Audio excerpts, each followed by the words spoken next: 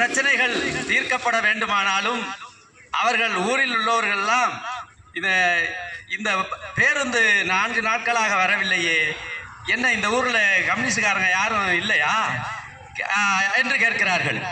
குழாயிலே தண்ணீர் வரவில்லையே, இங்கே கம்யூனிஸ்டுக்காரங்க இருக்கிறாங்களா அப்படி கேட்கிறாங்க.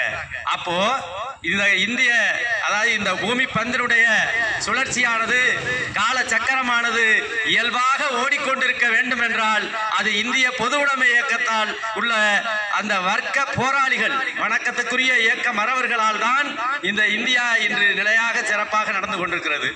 இந்த நாடு சரியில்லைன்னு சொன்னா அப்ப சரியில்லாதவங்கள்ட்ட இந்த நாடு போயிருச்சு.